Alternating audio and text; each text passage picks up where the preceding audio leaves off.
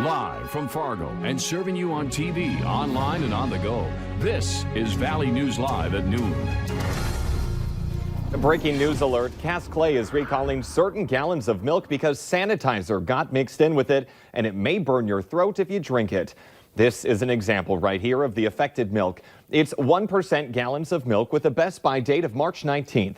The milk will also have a timestamp of 1630 to 1730. And the milk was distributed to stores in Minnesota and North Dakota. If you bought one of these gallons, return it for a full refund. We have more information on the recall on the VNL app. New at noon, a North Dakota man is now being indicted after he allegedly stole ammunition from a sporting goods store. The United States District Court unsealed an indictment revealing that a federal grand jury indicted Noah Abraham on the charge of possession of ammunition by a convicted felon. The grand jury alleges that on January 21st, Abraham stole 9mm ammunition from Shields Sporting Goods store in Minot. Abraham is a convicted felon for terrorizing and is prohibited from owning guns or ammunition.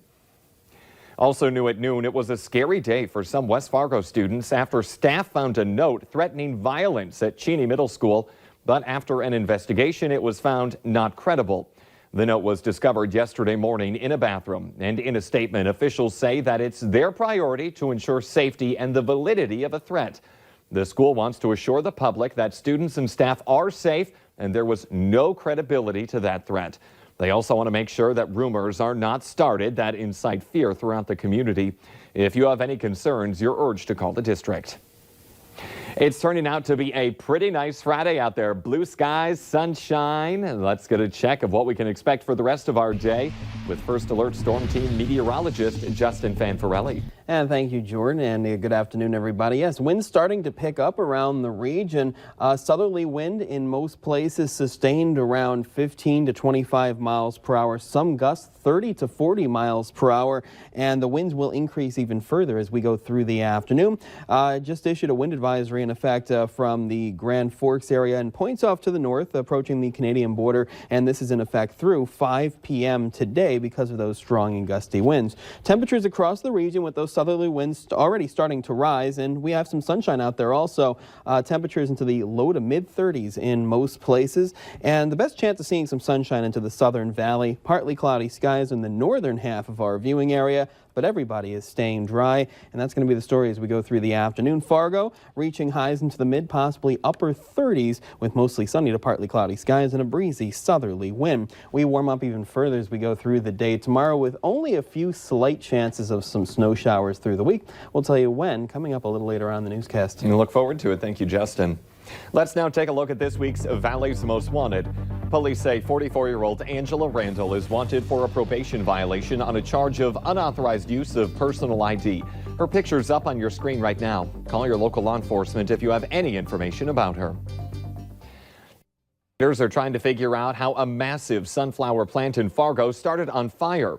Crews rushed to Red River Commodities around 10 last night. That's in the 500 block of 42nd Street North.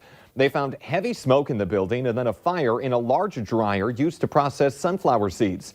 Crews spent much of the night ventilating the building, which is almost the size of a city block. No one was hurt in the business, and the business is still trying to put a dollar figure on the damage. The Vatican confirmed the city-state's first case of the coronavirus today and closed some offices as a precaution while Pope Francis continues recovering from a cold. One Vatican official was put into a protective quarantine after a priest from France's Catholic Church in Rome tested positive for the virus. The official isn't showing symptoms of COVID-19, but lives in the same church as the infected priest. Pope Francis came down with a cold over a week ago. In our Healthier Me this weekend, it's time to set your clocks forward an hour and go on daylight saving time. That means an hour less of sleep. It throws our body clocks off, and for some, it can have some serious health consequences. Sarah Dolph has our story. Spring forward, fall back. If the twice-yearly hurdle of adjusting your body and clocks to daylight saving time and back fills you with dread, you're not alone. But it's more than just mental. Science shows it takes a physical toll. heart attacks occur at a higher rate during that Monday morning and also throughout that week. Blood pressure goes up. There are also safety consequences, such as car accidents, especially deadly car accidents, occur at a higher rate. And there are the less serious but still noticeable consequences like fatigue and just generally feeling out of whack. So what do? Try eating dinner an hour earlier, starting tonight or Saturday, and going to bed early too, making sure to dim lights, including screens, and get a good dose of bright light in the morning. The same tips apply to children, and I think particularly to teenagers whose biological clock is already delayed. And so they are a population that will even suffer more from this moving this time forward in the spring. Multiple states have legislation in various stages to ditch the switch. But for now, only Arizona and Hawaii don't participate, meaning the rest of us will be turning the clocks ahead come Sunday. Sarah Dolph, NBC News. U.S. territories, including Puerto Rico, Guam, American Samoa, and the U.S. Virgin Islands, also don't observe daylight saving time. That's thanks in part to ample sunshine year-round.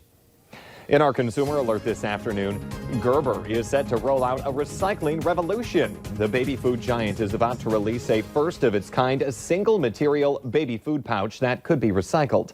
The pouch was developed in partnership with Gualapack, the world leader of pre-made spouted pouches. It is also an important milestone in creating a wider market for recycled plastics that are safe for food. The pouch will be available sometime in May. The doors are now open. The 55th Red River Valley Sportsmens Show has started for the day. Over 20,000 people go to the show every year. And whether you're looking for that new pontoon or to book a resort for a summer vacation, they have everything you could need. It's also kid-friendly. They have different fishing workshops for kids, and they can also get up close and personal with some snakes and gators. Today's show will end at 9, but it will be back open on both Saturday and Sunday. For times and ticket prices, just go to the VNL app.